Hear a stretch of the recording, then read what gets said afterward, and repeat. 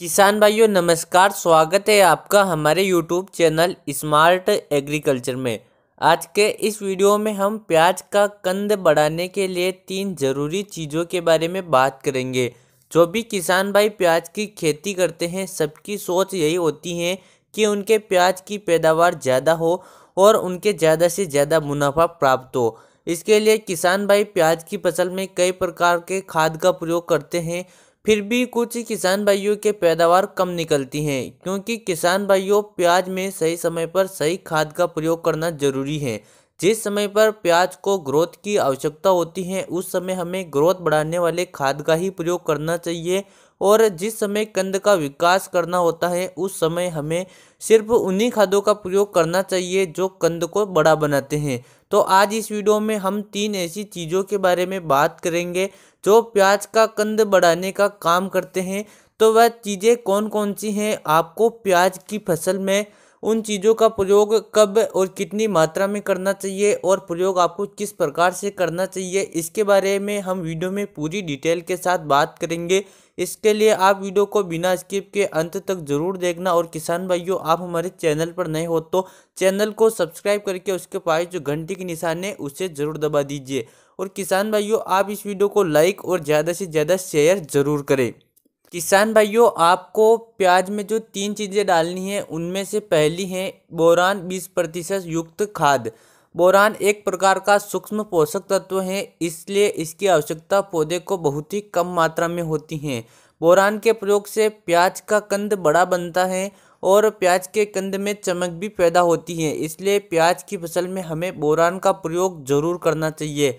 अब अगर हम इसके प्रयोग करने के सही समय की बात करें तो जब आपके प्याज की फसल 80 से 90 दिन की हो जाती है या फिर आपके कंद का विकास शुरू हो जाता है, तभी आपको प्याज की फसल में बोरान 20% युक्त खाद का प्रयोग करना चाहिए। अगर हम इसके प्रयोग करने के तरीके के बारे में बात करें तो आप स्प्रे के माध्यम से भी इसका प्रयोग कर सकते हैं, या फिर आप ज़मीन में या फिर ड्रिप में ड्रिंचिंग करके भी इसका प्रयोग कर सकते हैं। अगर आप स्प्रे करना चाहते हैं तो 250 ग्राम प्रति एकड़ के हिसाब से आपको स्प्रे करना है, और अगर आप ज़मीन में डालना चाहते हैं या फिर ड्रिप में देना चाहते हैं तो 1 किलोग्राम प्रति एकड़ के हिसाब से आपको इसका प्रयोग करना है।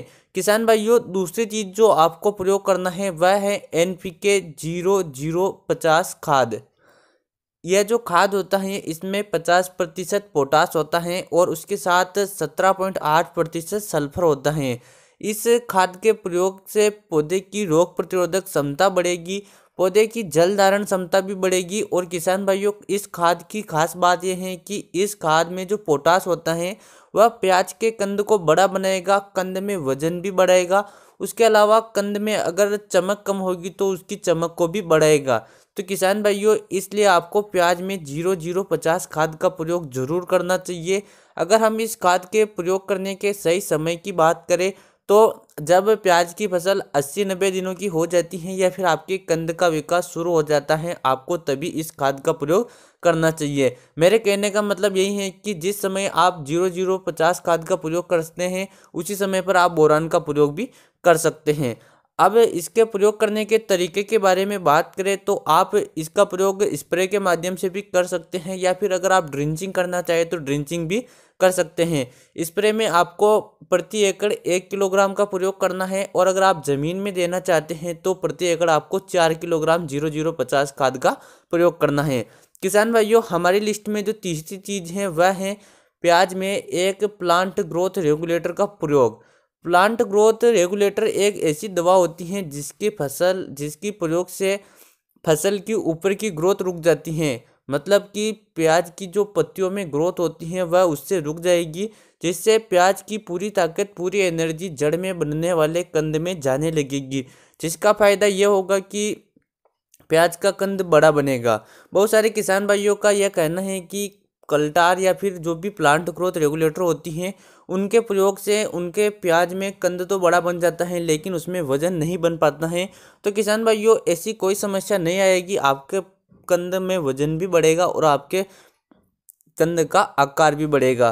अब हम बात करते हैं प्लांट ग्रोथ रेगुलेटर के प्रयोग के बारे में। तो वैसे तो मार्केट में बहुत सारे PGR आपको मिल जाएंगे जिसमें से सिजेंटा का कल्टार भी सबसे बेस्ट माना जाता है। अधिकतर किसान भाई सिजेंटा कल्टार का ही प्रयोग करते हैं।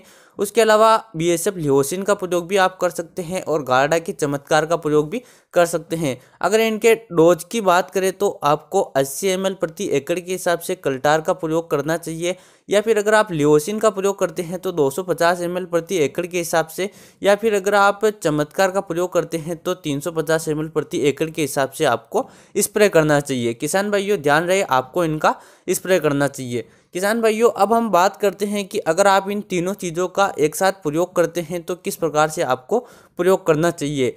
तो जब आप बोरान और 0050 का प्रयोग करते हैं तो आप इन दोनों को मिक्स भी कर सकते हैं, मिक्स करके भी आप इनका स्प्रे कर सकते हैं। किसान भाइयों अगर आप बोरान और 0050 खाद का प्रयोग जल्दी करते हैं तो आपको कल्टार का प्रयोग उनके साथ नहीं करना चाहिए। कल्टार का प्रयोग जब आपके प्याज में आधे कंद का विकास हो जाता है तभी आपको करना चाहिए, और कल्टार को किसी भी दवा के साथ आपको मिक्स नहीं करना चाहिए। आपको कल्टार या फिर किसी अन्य प्लांट ग्रोथ रेगुलेटर का सिंगल प्रयोग ही करना चाहिए। तो किसान भाइयों आज की जानकारी यही तक थी। उम्मीद करते हैं यह वीडियो आपको पसंद आया होगा। चलिए किसान भाइयों मिलते हैं अगले वीडियो में। जय जवान जय किसान।